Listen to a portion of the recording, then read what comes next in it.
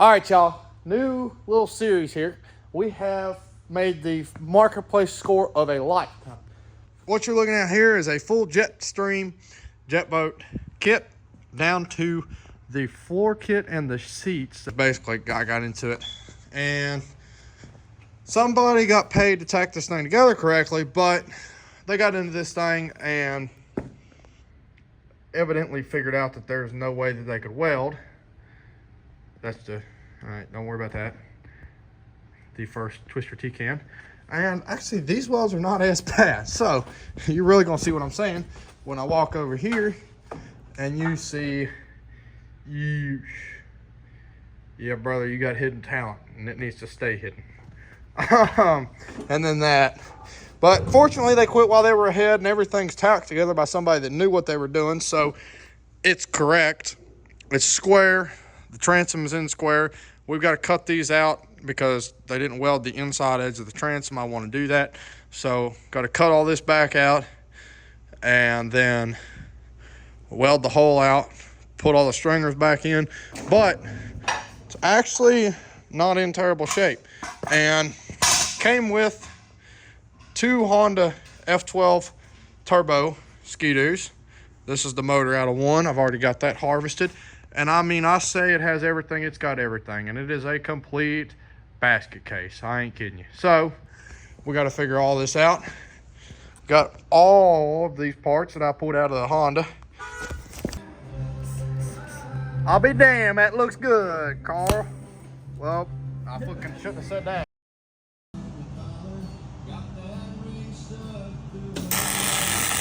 Nah, that's way too hot. Whoa!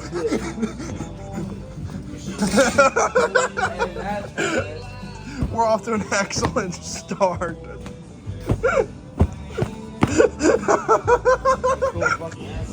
He said, nah. I was on fire.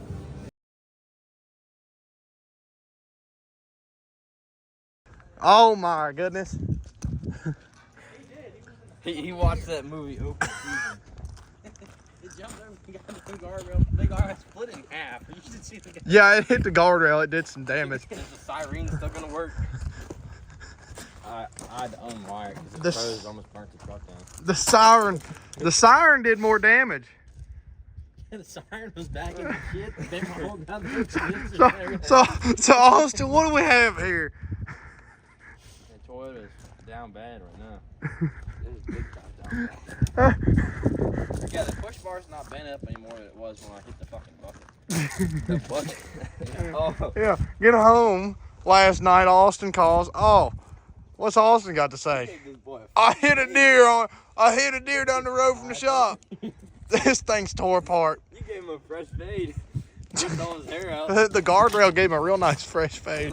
Look at that. We flat towed her home. We've got her. We got this light car right now.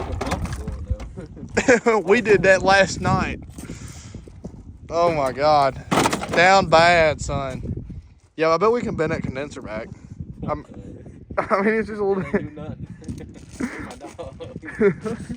A little bit caved in on the condenser, but at least didn't get any body damage. Yeah, no sheet metal damage. Except for the bumper and shit.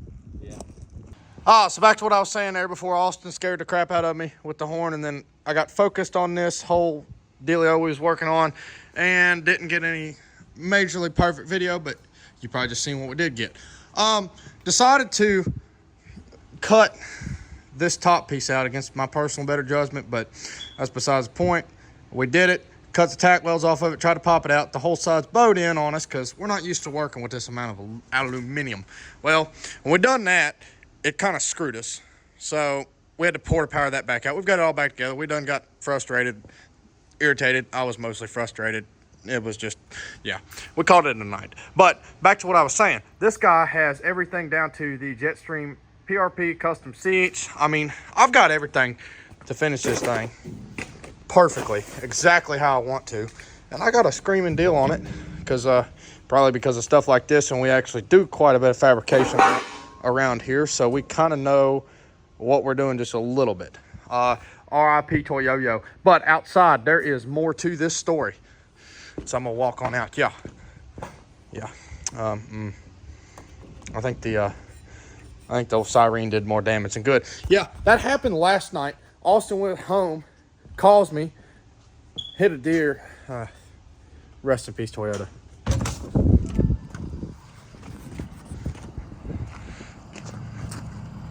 But as you can see right here, in them headlights, we've got 2 scooters.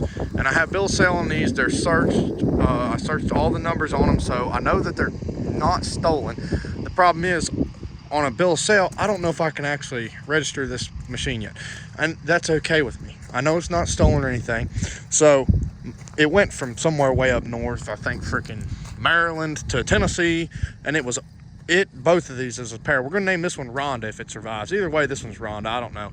Its powertrain's Rhonda.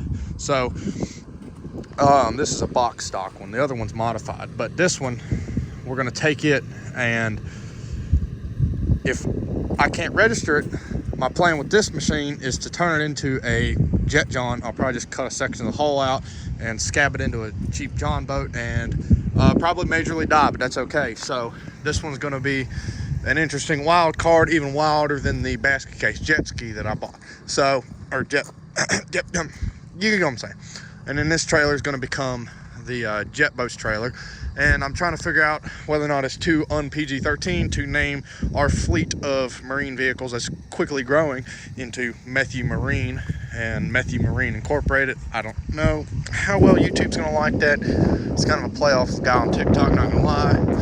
But we've just always enjoyed the word Matthew, so we're probably gonna use it anyways and see if I get in trouble for it. But this trailer is gonna become jet boat solo trailer, and then we've got the dual quad freaking tweaker trailer down there, Carrollton at Austin's place, and that one is gonna still remain our main river run trailer for when we go to the river on the weekends. We can load, we could load 2 jet skis and a john boat on that, so we'll be able to load 2 jet skis and a jet boat on that, no problem. Realistically, you can really fit 3 jet skis. These bigger ones, probably only 2 side by side, because it's still got, I think it used to be a pontoon trailer, because it has multiple bunks. I'll show that in a future video. But yeah, so so overall, screaming Facebook marketplace deal. I'm gonna probably do 3 build series on this. I'm gonna do 1 on the hull and kind of give some points and tricks, because we figured out a couple tricks. I hate spool guns with a burning passion, so went with a trick setup I'll show in the whole weld video, but we'll do a whole weld video, we'll do a engine work and wiring video, and we'll do a interior finish out video. I'm not going to sit here and do what everybody else does and take 2 freaking years to build this thing. We're going to take this thing out. It's cold. I mean, it's February right now. We're going to take this thing out in the wintertime, well, early spring, before boating season really kicks off or whatever. I don't care. None of us care. We'll pack a pack out full of spare clothes in case something goes wrong, and we'll be all right. So yeah, we're not in it to milk the video or milk the build for the videos. So y'all just stay tuned. It's gonna be pretty cool. Also, if anybody has any thoughts on what we can do with this unit's hull, which is currently stripped, let me know, because I'm thinking just a sled to pull around behind a buggy whenever it snows, because I think we actually have snow coming later this week. But yeah, looking for some cool ideas. If anybody's got any thoughts, otherwise it's going to be second jet ski hull, because the other one we've already got one that's a Sea-Doo smaller ski and it's blown up. So I don't know, maybe we'll go slide them down Austin's big hill in a snowstorm and see what happens. Majorly wreck and minorly die. But it's been brought to my attention a very realistic point. You can only die once, so you can't really die that much, right?